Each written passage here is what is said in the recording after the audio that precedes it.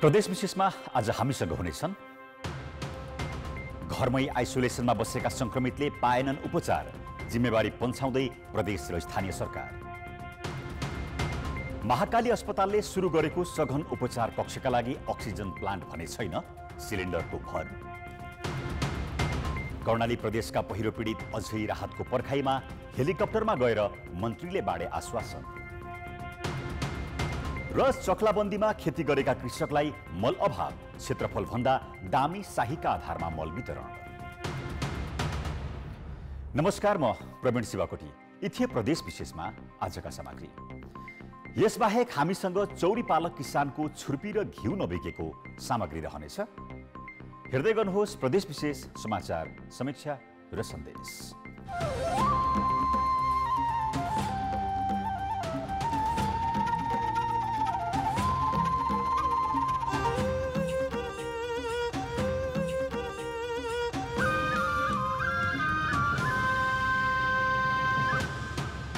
प्रदेश विशेष presented by Asian Paints. Corona virus संक्रमितको संख्या 31,000 नागेको छ। गएको 24 घण्टामा काठमाडौँ उपत्यकामा 216 सहित 634 जनामा भाइरस देखिएको छ। 12,519 नमुना परीक्षण गर्दा काठमाडौँमा सबैभन्दा बढी 160 जनामा भाइरस देखिएको हो। यस्तै भक्तपुरमा 50 र ललितपुरमा 6 जना बिरामी थपिएका छन्। यस्तै पर्सामा 59, मोरङमा 52, सिराहामा 35, मकवानपुरमा 32, सुनसरीमा 31 र चितवनमा 27 जनामा भाइरस देखिएको छ।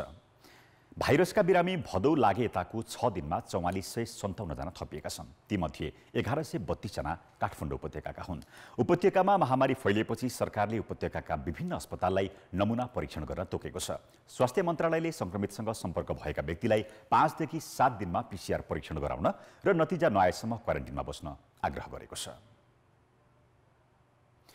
प्रदेश 1 को राजधानी समेत रहेको विराटनगरमा कोरोना भाइरस संक्रमितको संख्या बढ्दै गएपछि घरमै बस्ने संक्रमितको रेखदेख र हेरचाह हुन सकिरहेको छैन। लक्षण सहितका संक्रमित घरमा राख्दा र कसैले रेखदेख नगर्दा संक्रमितको मृत्यु हुन थालेको छ। कोभिड-19 अस्पताल र आइसोलेसन केन्द्र भरिभराउ भएपछि शय्या अभावमा भाइरसका बिरामी घरमै बस्न बाध्य भएका हुन्। विराटनगर महानगरपालिका 6 का 45 वर्षीय संक्रमित पुरुषको बिहिबार राति घरमा मृत्यु भयो। 3 दिन ज्वरो आएपछि भदौ 1 गते उनले दिएको स्वाबको परीक्षण रिपोर्ट 3 गते पोजिटिभ आयो। वडाध्यक्ष विजय कामतले उनलाई संक्रमण भएको जानकारी गराएर आफ्नो दायित्व पूरा गरे। संक्रमण भएको जानकारी दिने बाहेक उनको स्वास्थ्य अवस्था विषयमा जानकारी लिने काम समेत महानगरले गर्न सकेन। 3 गते जानकारी दिए, 4 गते उहाँले अलि अप्ठ्यारो भयो चाहिँ साँझमा चाहिँ एम्बुलेन्स लगाएर त हस्पिटल लाँदै यसको विषयमा डेट भयो। लकडाउन खुलेको समय साउन 6 गते विराटनगर महानगरमा 29 जना संक्रमित थिए। 1 महिनामा वृद्धि भएर 774 पुगेको छ। यो महिना दिन यता महानगरमा कोरोना भाइरसबाट 9 जनाको मृत्यु भइसकेको छ। लकडाउनको अवधिमा मौन बसेको महानगरपालिकाले महिना दिनमा संक्रमित बढेपछि न त कन्ट्याक्ट ट्रेसिङ गर्न सकेको छ, न त होम आइसोलेसनलाई व्यवस्थित गर्न सकेको छ। प्रदेश सरकारले स्थानीय तहलाई आइसोलेसन केन्द्र बनाएर संक्रमितको व्यवस्थापन गर्ने अधिकार दिए पनि महानगरले इमानदारीपूर्वक जिम्मेवारी निर्वाह गर्न सकेको छैन। प्रदेश सरकार पनि आइसोलेसन व्यवस्थापनको जिम्मेवारी स्थानीय तहमा दिएर मौन बसेको छ। यस प्रदेशमा लकडाउन अघि 824 संक्रमित थिए। 1 महिनामा बढेर संक्रमितको संख्या 2487 पुगेको छ, जसमा पछिल्लो समय 1 नम्बर प्रदेशमा 15 जना संक्रमितको मृत्यु समेत भइसकेको छ।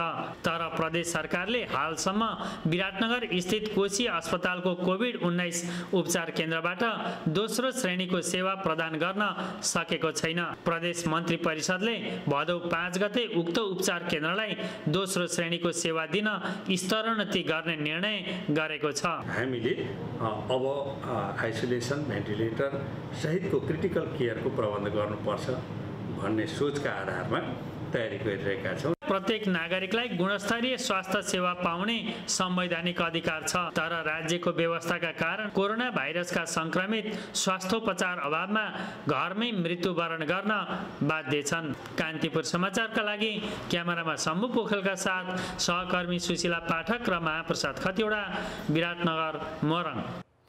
स्वास्थ्य सेवा पाउने नैसर्गिक अधिकारबाटै वञ्चित भएर ज्यान गुमाउनु पर्ने अवस्था आउनु दुःखद हो। राज्यका जिम्मेवार निकायको मौनताले संक्रमितको पहिचान र व्यवस्थापन गर्नेतर्फ ध्यान नपुगेको देखिन्छ। महामारी रोकथाम र नियन्त्रणमा सबै जिम्मेवार बनाऊ। कञ्चनपुर महाकाली अस्पतालमा 1 महिना अघि सघन उपचार कक्ष सञ्चालनमा ल्याइएको छ, तर अक्सिजन प्लान्ट जडान नगरी सिलिन्डरका भरमा सेवा सञ्चालन भइरहेको छ। महाकाली अस्पतालले 3वटा भेन्टिलेटर सहित सघन उपचार सेवा सुरु गरेको 1 महिना भइसकेको छ। सघन उपचारका लागि अति आवश्यक अक्सिजन प्लान्ट भने अझै जडान भएको छैन। संवेदनशील सघन उपचार सिलिन्डरको अक्सिजनका भरमा चल्दै आएको छ। चैतको 7 गते टेन्डर पारित भएर गएको अवस्था हो। अक्सिजन प्लान्टको 80 लाखको टेन्डर हो, जसमध्येमा 11 गते एउटा लकडाउन भइसकेपछि एउटा समस्या नै आयो। अन्तर्राष्ट्रबाट ल्याउनु पर्ने, कोरियाबाट ल्याउनु पर्ने त्यो मेसिन भयो हुनाले त्यो आउन नसकेपछि हामी चाहिँ अलिकति प्रभावित भयौँ र त्यसपछि हामीले चाहिँ अब के गर्ने भन्ने विकल्पको रूपमा हामीले अस्थायी अक्सिजन चाहिँ अहिले जोडाउनु हुँदैछ। सिलिन्डरहरू 10वटा सिलिन्डर हुन्, जसमध्ये 8वटा गराउने भन्ने कुराहरू भएका छन्। अक्सिजन प्लान्ट जडानका लागि अस्पतालले करिब 6 महिना अघि ठेक्का सम्झौता गरेको थियो। बोलपत्र अनुसार 66 लाखमा अक्सिजन प्लान्ट जडान गर्ने ठेक्का लिएको टेक्निकल एसोसिएसन प्राली काठमाडौँले लापरवाही गर्यो। यही कारण अक्सिजन प्लान्ट जडानको रकम फ्रिज भयो। सम्झौता समेत भइसकेको अक्सिजन प्लान्ट जडानको काम किन हुन सकेन त? अन्तर्राष्ट्रिय लकडाउन भएको कारणले गर्दाखेरि सामान आउन नसक्यो भनेर भनिएको छ र असार 29 गते मात्र फेरि चाहिँ यो सम्झौता, यो लकडाउनको बेलामा सम्झौता भएका कुनै पनि सम्झौताहरू चाहिँ 6 महिनाको लागि चाहिँ हामीले एक्सटेन्ड गर्ने भनेर सरकारले एउटा जारी नै गरेको छ। अब त्यो अनुसार चाहिँ हामी कसरी अगाडि बढ्ने भनेर मैले सामाजिक विकास मन्त्रालय साथसाथै स्वास्थ्य निर्देशनालय पनि समन्वय गरिरहेको छु। स्वास्थ्य विभागले अक्सिजन प्लान्ट जडानका लागि फेरि रकम पठाएको छैन। अस्पतालले पनि सिलिन्डरकै अक्सिजनमा भेन्टिलेटर सञ्चालन र विस्तार गरिरहेको छ। कोरोना संक्रमितका लागि 50 वार्ड सहित महाकाली अस्पतालको क्षमता 150 शय्या हो। सघन उपचार कक्षमा बिरामीको चाप बढ्दै गए पनि अक्सिजन प्लान्टको अभावमा सेवा भरपर्दो छैन भने दीर्घकालीन हुनेमा पनि आशंका छ। कान्तिपुर समाचारका लागि क्यामेरामा चिरायु थापाका साथ तेज सिंह मुस्कान, महेन्द्रनगर, कञ्चनपुर। सघन उपचार कक्ष सञ्चालनमा त आयो, तर आवश्यक पर्ने अक्सिजन प्लान्ट जडानमा सधैँ लकडाउन बहाना नबनोस्। चाँडै नै सिलिन्डरको विकल्प हटोस्। प्रदेश विशेष presented by Asian Paints। ब्रेकपछि प्रदेश विशेषमा स्वागत छ। कर्णाली प्रदेशका विभिन्न स्थानमा बाढी पहिरो पीडितको उद्धार र राहतका लागि भन्दै सरकारका मन्त्रीहरू हेलिकप्टर लिएर पुग्ने गरेका छन्। उनीहरूले सामान्य औपचारिकता स्वरूप केही राहत वितरण गरे पनि पीडित परिवारको उचित व्यवस्थापनमा ध्यान नपुगेको देखिन्छ। अविरल वर्षपछि असार अन्तिम साता जाजरकोटको बारेकोट स्थित बाढी पहिरोमा परि 15 जनाले ज्यान गुमाए भने 2 जना अझै बेपत्ता छन्। 400 बढी घर परिवार विस्थापित हुन पुगे। सङ्घीय सरकारका वन मन्त्री शक्तिबहादुर बस्नेत काठमाडौँबाटै हेलिकप्टर चार्टर गरेर बारेकोट पुगे। उनले सामान्य राहत बाहेक अन्य केही चाँजो मिलाएनन्। त्यस्तै साउन पहिलो र दोस्रो सातामा कालीकोटका विभिन्न स्थानीय तहमा पहिरोबाट 21 जनाको मृत्यु भयो भने 7 जना अहिले पनि बेपत्ता छन्। पहिरो गए लगत्तै कर्णालीका मुख्यमन्त्री महेन्द्र बहादुर शाही हेलिकप्टर लिएर कालीकोट पुगे। उनले पनि सामान्य राहतका सामग्री बाहेक अरू बन्दोबस्त केही गर्न सकेनन्। पहिरो गएको ठाउँबाट नगरपालिका आउन 4 गाउँपालिका आउन 4 घण्टा मिनिमम हिँडेर आउनुपर्छ। त्यो भएको कारणले मुख्यमन्त्रीको भयो त एकदम हेलिकप्टरद्वारा सुर्खेत ल्याइन्थ्यो भने हाम्रो त अहिले कोही पनि छैन। विद्यालय हाम्रो बासबासियाहरू छ, हामी न केही पनि नै खाना पनि लाइन लुगा पनि नै। प्रदेश प्रहरीको तथ्याङ्क अनुसार 2077 को साउनसम्म आएको बाढी पहिरोले कर्णालीमा 6,87,39,000 रुपैयाँ बढीको क्षति भएको छ भने प्रत्यक्ष रूपमा 80 घरमा क्षति पुगेको छ। 726 घर सङ्ख्या विस्थापित भएका छन्। वैशाखदेखि हालसम्म बाढी पहिरोमा परि 43 जनाले ज्यान गुमाइसकेका छन् भने 24 जना घाइते भएका छन्। अहिले पनि जाजरकोट र कालीकोटमा गरी 9 जना बेपत्ता छन्। उद्धार कार्यका लागि पर्याप्त स्रोत साधन नहुँदा समस्या भइरहेको प्रहरीको भनाइ छ। भौगोलिक अवस्था अलि विकट छ। राजमार्गको सञ्जाल हाम्रो मेन हाइवेहरू चाहिँ सम्बन्धित सदरमुकाम पुग्ने अर्थ छ, तर अन्यत्र चाहिँ पुग्नलाई पनि समयावधि लाग्ने। प्रदेश सरकारले प्राकृतिक विपदको घटनाबाट पूर्ण रूपमा घर क्षति भएकाहरूको घर परिवारलाई आवास निर्माणको लागि प्रति परिवार 1 लाख रुपैयाँ उपलब्ध गराउने भएको छ भने 3 महिना पुग्ने खाद्यान्न समेत उपलब्ध गराउने घोषणा गरेको छ। मान्छेहरू बिते भने, मान्छेहरू मर्यो भने 1 जना बापत 2 लाखको बिमा छ, 2 लाख रुपियाँ पाउनुहुन्छ। त्यसरी सङ्घीय सरकारले पनि एउटा डिसिसन गरेको छ, 2 लाख रुपियाँ दिने कुरा गरेको छ। अनि हामीले तत्काल राहतका लागि मान्छेले कमसेकम टिनको जस्ता पाता लिएर पनि छापेर बस्न सकोस् भनेर 1 लाख रुपियाँ हामीले त्यो घर क्षति भयो भने 1 लाख रुपियाँ दिने भनेका छौँ। सरकारका मन्त्रीहरू हेलिकप्टर चार्टर गरेर अनुगमनमा जानुभन्दा सरकारले घोषणा गरेको राहतको उचित वितरण र क्षतिपूर्तिको प्रभावकारितामा सजग बन्नु उचित हुनेछ। कान्तिपुर समाचारका लागि क्यामेरामा नवीन साईका साथ रुकुम पश्चिम सहकर्मी महेश केसी र पूर्णबहादुर खड्का, सुर्खेत। कर्णाली प्रदेशका पहिरो पीडितले अझै राहत किन नपाएका होलान्? तपाईको विचार हामीलाई हाम्रो ट्विटर ह्यान्डल @RKTV मा मेन्सन गरी लेख्न सक्नुहुनेछ। टुक्रे जग्गामा हुने खेतीले लागत समेत उठ्न छोडेपछि सरकारले चक्लाबन्दीलाई प्रोत्साहन गरिरहेको छ। जस अनुसार किसानले सङ्गोलमा अथवा थप जग्गा लिजमा लिएर ठूलो क्षेत्रफलमा खेती गर्न थालेका थिए, तर आवश्यकता अनुसार अनुदानको मल नपाउँदा किसान उल्टै समस्यामा परेका छन्। जग्गा चक्लाबन्दी गरेर खेती गर्ने किसानलाई सरकारले आवश्यकताका आधारमा मलको व्यवस्था, प्राविधिक सहयोग, यान्त्रिकरण, बिउ लगायतमा अनुदान दिने कार्यक्रम बनाएको छ। तर अनुदानका कार्यक्रम प्रभावकारी रूपमा सञ्चालन हुन सकेका छैनन्। खेतीको क्षेत्रफलभन्दा दामासाईले मल वितरण गरिन्छ। यसै कारण धेरै मल आवश्यक पर्ने किसानले अभाव झेल्नु परेको छ। बताओ 6-8 जगह ही 8 समूह पर गई नहीं है, कहीं नहीं मिलता, नहीं बहो। अब खेत सूखा था, बताओ कहाँ कर लिया, तुम कहीं तो डर है परी खेती में।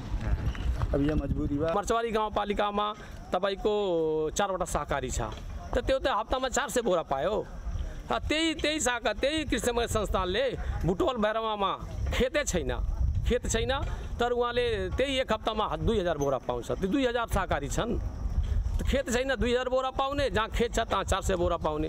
त्यो हिसाबले हाम्रो किसान कहाँ त्यो अगाडि बढ्न सक्छ? कृषि सामग्री कम्पनी र साल ट्रेनिङ कर्पोरेसनले सहकारी मार्फत अनुदानको मल बिक्री गर्दै आएका छन्। सरकारले उत्पादन क्षेत्रफलका आधारमा सहकारीलाई मल वितरणको अनुमति दिनुपर्ने हो। खेती हुने ग्रामीण भेगमा सहकारी कम छन्। मल पाउँदा भने सबै क्षेत्रका सहकारीले बराबरी पाउँछन्। कृषिको पकेट क्षेत्रका किसानले पाउने अनुदानको मल हात्तीको मुखमा जिरा जस्तै हुने गरेको छ। मल चाहिँ वितरण प्रणाली हामीले सङ्घीय सरकारलाई आग्रह गरिरहेका छौँ। 5 नम्बर प्रदेशलाई कोटा कति हो त, होइन, पालिकालाई कोटा कति हो त? त्यो दिन त्योभन्दा नपुगेको त पालिकाले व्यवस्थापन गर्छ, प्रदेशले व्यवस्थापन गर्छ, सबै जिम्मेवारी सङ्घले पनि लिइरहँदाखेरि गाह्रो हुनसक्छ नि त। मलखात आपूर्ति तथा वितरण व्यवस्थापन कार्यविधि अनुसार पहाडमा 15 रोपनी र तराईमा 6 बिघासम्म खेती गर्ने किसानलाई वर्षको 3 बालीका लागि अनुदानको मल दिने व्यवस्था छ। त्योभन्दा बढी क्षेत्रफलमा खेती गर्ने किसानले अनुदानको मल पाउँदैनन्। व्यवसाय किसान अथवा चक्लाबन्दी गरिएको अथवा स्पेशल छनौटमा परेका किसानहरूलाई सिधै कृषि सामग्री उपलब्ध गराउने व्यवस्था भयो भने त हामीले दिन सक्थ्यौँ। अहिलेसम्मको कार्यविधिले त्यसरी चाहिँ दिन मिल्ने व्यवस्था गरेको छैन। कृषि विभागको तथ्याङ्क अनुसार नेपालमा 7 लाख मेट्रिक टन मल आवश्यक पर्छ। सरकारले 3 लाखको हाराहारीमा मात्रै अनुदानको मल खरिद गर्छ। त्यो बाहेक साल ट्रेडिङले गैर अनुदानको मल बिक्री गर्ने गरेको छ। आवश्यकताभन्दा हरेक वर्ष 3.5 लाख मल कम आयात भइरहेको छ। अभाव टार्न कतिपय किसानले भारतबाट अवैधानिक रूपमा मल ल्याउने गरेका छन्। सधैँको समस्या हटाउन अनुदान र गैर अनुदानको मलको अनुपात बढाउनुपर्छ। वितरण प्रणालीमा पनि सुधार आवश्यक छ, नत्र चक्लाबन्दी गरेर कृषि क्षेत्रफल बढाउने सरकारकी नीतिलाई निरन्तरता दिन मुस्किल हुनेछ। कान्तिपुर समाचारका लागि भुवन पाण्डे, बुटवल, रूपन्देही। कृषकले झेलिरहेको मल अभावको समस्या चाँडै हटोस्। प्रदेश विशेष presented by Asian Paints। ब्रेकपछि प्रदेश विशेषमा पुनः स्वागत छ। हिमाली क्षेत्रका पशुपालक किसानको मुख्य पेसा चौरी पालन हो। चौरी पालनबाट आम्दानीको स्रोत बनाएका किसान यतिखेर लकडाउनको मारमा परेका छन्। दोलखाको हिमाली क्षेत्रमा गोठमा विदेश र राजधानी लगायतका जिल्लामा यसअघि निकासी हुने छुर्पी घिउ गोठमै थन्किएर बसेको छ। कोरोना भाइरसको महामारी नियन्त्रण गर्न गरिएको लकडाउनले सहर मात्र होइन हिमाली भेगका मानिसले समेत समस्या भोग्नु परेको छ। कालिम्पोङ क्षेत्रमा चौरी चराउन गोठ पुर्याएका निमा वाङछे शेर्पाको गोठमा उत्पादन भएको 5 लाख भन्दा बढीको छुर्पी घिउ थन्किएर बसेको छ।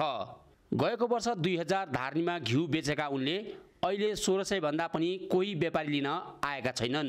उनी जस्ता कालिचोक क्षेत्रमा 24वटा भन्दा बढी गोठमा लकडाउनका कारण व्यापारी नआउँदा 1 करोड 20 लाख भन्दा बढीको घिउ छुर्पिएको छ। धेरै समस्या भएको छ हामीलाई चाहिँ। तपाईको अब पोहोरको तुलनामा हेर्ने हो भने हाम्रो घिउ छुर्पी यतिखेरसम्म यहाँ गोठमा यस्तो गरेर स्टक रहँदैन थियो सर हैन।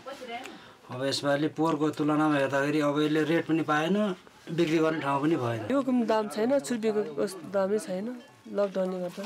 पहिला त राम्रो छ, धार्निक 2000 आउँथ्यो, अहिले त 1500-1600। वर्षेनी चौरी पालक किसान यो पेसाबाट विस्थापित हुने क्रम बढ्दो छ। यस्तो अवस्थामा चौरी गोठमा उत्पादन भएको दुधजन्य पदार्थले यो वर्ष बजार भाउ त पाएन, अर्कोतर्फ चौरी पालक किसान बेखर्ची भएका छन्। हिमाली क्षेत्रका किसानको घर व्यवहार र खर्च टार्ने मुख्य पेसा नै चौरी पालन हो। एक चौरी गोठबाट कम्तीमा 3 लाखदेखि 15 लाखसम्म दुधजन्य पदार्थ उत्पादन हुने गर्थ्यो। तर हिमाली क्षेत्रका किसानलाई लक्षित गरेर तिनै तहका सरकारले कुनै योजना नबनाएकोमा चौरी पालक किसान समस्यामा परेका हुन्। जहाँ पनि अब सहयोग पाउँछ अरे भन्ने कुरा सुनेको थियो। अब अहिले हामीले चाहिँ अहिलेसम्म 1 पैसा पनि पाएको छैन। अब राम्रो भयो भने चाहिँ अब हामी पनि पाल्दै जाउँ। केही सहयोग मिल्यो भने हामी अनि अब यो अलिक व्यवसाय अलिक बढ्थ्यो। अब आम्दामीकै कुरा छ नि, जे काम गर्दाखेरि नै आम्दामी नभएपछि हामीलाई नै अलिक गाह्रो हुने। दोलखाको हिमाली क्षेत्रमा झन्डै 250 भन्दा बढी चौरी पालक किसान छन्। उनीहरूले वर्षमा 10 करोड भन्दा बढीको दुधजन्य पदार्थ उत्पादन गर्छन्। वर्षेनी 15% चौरी पालक किसान खर्क अभाव र अन्य कारणले यो पेसा छाड्ने गरेको तथ्याङ्कले देखाउँछ। अनावश्यक क्षेत्रमा अनुदान बाँड्ने तिनै तहका सरकारको प्राथमिकतामा भने हिमाली भेगका चौरी पालक किसान पर्न सकेका छैनन्, जसका कारण कुनै दिन वर्षेनी चौरी गोठ मासिँदै जाँदा हिमाली भेगका चौरी गोठ एकादेशको कथा नबन्ला भन्न सकिन्न। कान्तिपुर समाचारका लागि केदार शिवाकोटी, दोलखा। हिमाली भेगका पशुपालक किसान लकडाउनका कारण खर्च धान्न नसकेर विस्थापित बनेका छन्। यस्ता किसानहरूलाई राहत स्वरूप स्थानीय निकायले सहयोग पुर्याउँ। प्रदेश विशेष आजका लागि यति नै। प्रदेश समाचारहरूको साथमा भोलि फेरि आउनेछौँ। नमस्ते।